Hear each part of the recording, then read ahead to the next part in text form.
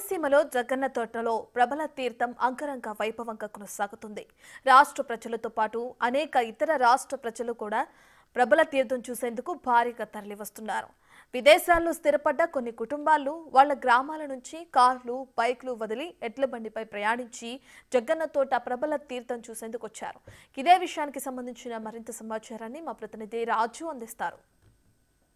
కోనసీమలో అత్యంత వైభవంగా జరుగుతున్న జగన్న తోట ప్రబల తీర్థం మొత్తం అంగరంగ వైభవంగా అయితే కొనసాగుతున్నటువంటి పరిస్థితి అయితే ఉంది. మనం చూడొచ్చు కొబ్బరి తోటలో జరుగుతున్నటువంటి ఈ ప్రబల తీర్థానికి అనేక ప్రాంతాల నుంచి, ముఖ్యంగా చెప్పాలంటే అనేక దేశాల నుంచి కూడా వస్తున్నటువంటిది అయితే మనము విజువల్లో కూడా చూడొచ్చు. ఎందుకంటే ఇక్కడికి ఇది చూడడం ఇప్పుడు ప్రపంచ ప్రఖ్యాతిగాంచింది కావడం, దీనికి తోడు అటు స్వయాన కేంద్ర ప్రభుత్వం కూడా ఫెస్టివల్స్కి సంబంధించినటువంటి దానిలో దీన్ని ఇన్వాల్వ్ చేసినటువంటి నేపథ్యం అయితే కనిపిస్తుంది. అయితే చిత్ర విచిత్రాలకు, ఎందుకంటే కోనసీమ అంటే ముఖ్యంగా చూస్తే రైతులకు సంబంధించినటువంటి ప్రాంతం, అదేవిధంగా ఇది సంక్రాంతి రైతులకు సంబంధించినటువంటి ప్రాంతం. చూస్తున్నాం కదా, లగ్జరీ కారుల్లో ప్రయాణం చేస్తున్నటువంటి వాళ్ళు అనేక మంది ఇప్పుడు ఉన్నారు. మామూలుగా అడుగు తీసి అడుగు కిందకి వేయాలంటేనే కూడా ఎన్నో జాగ్రత్తలు తీసుకుంటూనే అటు బైకులు కానీ కార్లలో కానీ లేకపోతే బయటికి రాలేనటువంటి వాళ్ళని చూస్తాం. కానీ సంక్రాంతి, ముఖ్యంగా కోనసీమ రైతులు ఈ ప్రాంతానికి సంబంధించినటువంటి వాళ్ళు వీటిని మర్చిపోకుండా ఉన్నటువంటి ఎడ్ల బండి మీద ప్రయాణం చూస్తున్నాం కదా. దాదాపుగా ఇక్కడికి 5 నుంచి 7 కిలోమీటర్ల దూరం నుంచి వీళ్ళు ఎడ్ల బండిలో ప్రయాణం చేసుకుంటూ ఆ హ్యాపీనెస్ని ఎంజాయ్ చేసుకుంటూ వస్తున్నటువంటిది అయితే మనమైతే చూడొచ్చు. ఇక్కడ కూడా మరొక ఫ్యామిలీ ఉంది. వచ్చినటువంటి వాళ్ళు వస్తున్నటువంటి సమయంలో ఈ ఎడ్ల బండిని కూడా చాలా అందంగా వీళ్ళు ఒక పక్కన చూస్తే చక్రాలకి చాలా రంగులు వేశారు. అదేవిధంగా పైన ఈ కొబ్బరి చెట్టుకి సంబంధించినటువంటి వాటితో చక్కగా నీట్గా పైన వేసినటువంటిది అయితే కనిపిస్తుంది.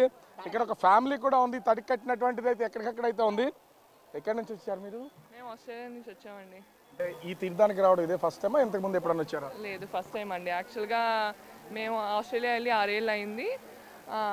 6 ఏళ్లలో మొట్టమొదటిసారి మళ్ళీ ఇండియాకి వచ్చాము.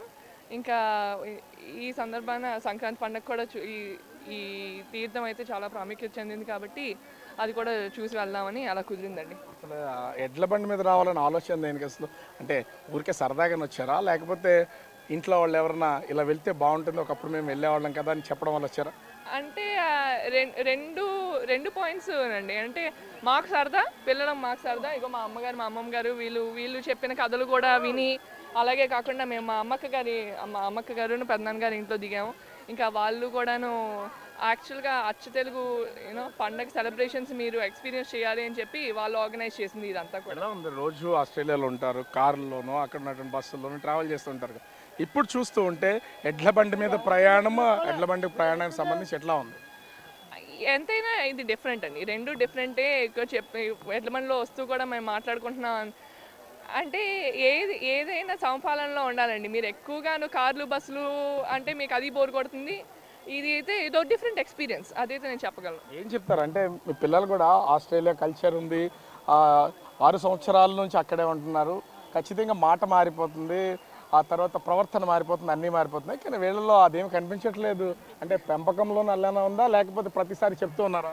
లేదండి, ఇది మనం ఎక్కడికి వెళ్ళినా కూడా మన మాతృభూమిని, మన సంప్రదాయాల్ని మర్చిపోకూడదు, మన పునాదులను మర్చిపోకూడదు అనే విషయాన్ని నేను పిల్లలకి బాగా చెప్తున్నాను. నేను కానీ మా వారు కానీ మా అమ్మగారు, మా అత్తగారు అందరూ కూడా చెప్తారు. కాబట్టి అదేవిధంగా పిల్లలు కూడా వినిపించుకుని ఫాలో అవుతున్నారు. అది చాలా సంతోషంగా ఉంది. ఇక్కడికి ఇంత ఆలోచన అందరూ కలిసి, అంటే మీ అమ్మగారు, మీరు, మీ పిల్లలు 3 జనరేషన్లు ఉన్నారు ఇక్కడ. వీళ్ళందరికీ అసలు వచ్చేటప్పుడు మీరు మాట్లాడుకుంటూ వచ్చారు కదా, ఏమనిపిస్తుంది ఏంటి అనేది మీ పిల్లలు మీతో ఏం చెప్పారు? పిల్లలు అయితే చాలా సంతోషంగా ఫీల్ అయ్యారు. చాలా అంటే ఇంత కొత్తగా ఆహ్లాదకరమైన వాతావరణాన్ని, పచ్చని పైరుని చూసి చాలా సంతోషించారు. ఇదే విధంగా ప్రతి ఏడాది వద్దామని అనుకుంటున్నారు. ప్రయత్నం చేయాలి. ఆస్ట్రేలియా నుంచి ప్రతి ఏడాది వస్తే చాలా ఖర్చు అవుతుంది. కానీ సో మీ మమ్మీ, మీ అమ్మమ్మ, మీ అక్క వీళ్ళు చూస్తున్నారు కదా, సో నీకు ఎట్లాంటి ఫీల్ కలిగింది అసలు? అంటే వీళ్ళంటే నీకంటే వీళ్ళు పెద్దవాళ్ళు, ఒకసారి ముందు చూస్తుండొచ్చు, ఇప్పుడు చూస్తున్నా నీకేమనిపిస్తుంది? పర్సనలీ నాకైతే నేను ఆస్ట్రేలియాలో ఉన్న ఎప్పుడు ఇండియానే నా మాతృభూమి, అదొక ఫీలింగ్ ఉండేది. ఎప్పుడు ఇండియాని మిస్ అవుతూ ఉండేదాన్ని. సో వచ్చి మళ్ళీ ఈ వాతావరణాన్ని ఎక్స్పీరియన్స్ చేయడం అది నాకు చాలా నచ్చింది. అది ఐ లవ్ ఇట్ రియలీ, చాలా నచ్చింది. సో చూస్తున్నాం వీళ్ళు వచ్చిన తర్వాత కూడా ఎడ్ల బండికి సంబంధించి జోడెద్దులను చూస్తేనే సహజంగా ఒక విధంగా భయపడుతూ ఉంటాం. తర్వాత బండి మీద వచ్చేటప్పుడు కూడా అటు ఇటుగా, ఎందుకంటే ఇదంతా దున్నేసినటువంటి పొలము, దీనిలో రావాలంటే కొంత కుదుపులు అనేది ఉంటుంది, లోపల ఆ కూర్చున్నటువంటి వాళ్ళు కూడా కదిలిపోతూ ఉంటారు. కానీ ఎక్కడ ఎలాంటి భయం లేకుండా ఇంచుమించుగా గంగలకూరు దగ్గర నుంచి వాళ్ళు ప్రారంభమైన ప్లేస్ నుంచి ముక్కామలం నుంచి ఇక్కడ వరకు కూడా ఏ విధమైనటువంటి ఇబ్బంది లేకుండా రావడమే కాదు, చాలా హ్యాపీగా ఫీల్ అయ్యాము. అదేవిధంగా అంటే ఎంత కారులో తిరిగినా కూడా ఏది ఎక్కువ కాదు, ఏది తక్కువ కాదు, దీనిలో ఇలా ప్రయాణం చేయడం చాలా అంటే చాలా హ్యాపీ అనిపిస్తుంది. సంక్రాంతిలో మేము చాలా